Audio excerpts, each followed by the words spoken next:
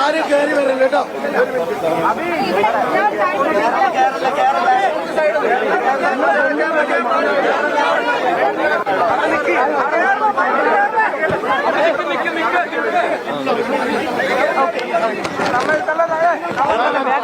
Keep it down, everybody.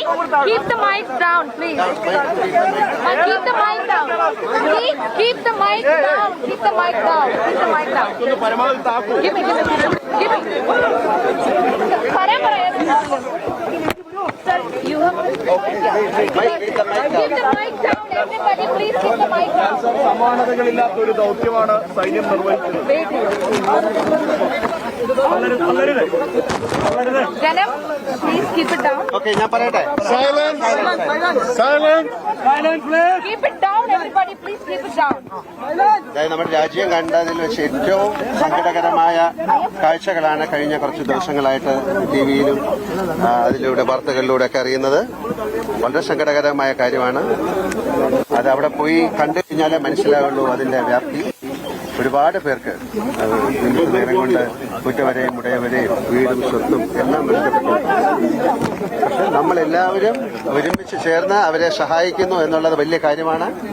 അതിലെടുത്തു പറയാവുന്നതാണ് Indian army, navy, air force, fire and rescue, NDRF, police, അതുപോലെ hospital, doctors ഭാഗമായി മാറുന്നു. അപ്പൊ എന്റെ കാര്യം എന്ന് പറഞ്ഞാല് ഇവിടെ ആദ്യം എത്തിയത് ഞാനും കൂടെ ഉൾപ്പെടുന്ന 122 ഇന്ത്യനായിരുന്നു. ഞങ്ങളുടെ 40 പേര് വളരെയധികം ശ്രമങ്ങൾ നടത്തി ഒരുപാട് പേരെ ചെയ്യാൻ സാധിച്ചു. 16 വർഷം ഒരുപാട് പരിചയവും ഒരുപാട് സ്നേഹവും ഒരുപാട് ഇന്ററാക്ഷൻസ് ഉള്ള ഒരാളാണ്. തീർച്ചയായിട്ടും അവർക്ക് മാത്രമല്ല ഇവിടെ വന്നിരിക്കുന്ന വേറെ അവർക്കൊക്കെ നമസ്കരിക്കാനായിട്ടാണ് ഞാൻ വന്നിരിക്കുന്നത്.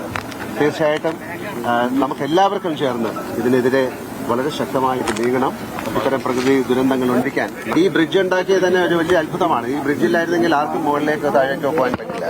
അപ്പൊ അതൊക്കെ ഇതിന്റെ സഹായം കൂടെ ഇതിന്റെ കണ്ടെത്തേണ്ടതുണ്ട്. നമുക്ക് പ്രതീക്ഷിക്കാം അവരത് കണ്ടെത്താൻ സാധിക്കട്ടെ എന്ന്.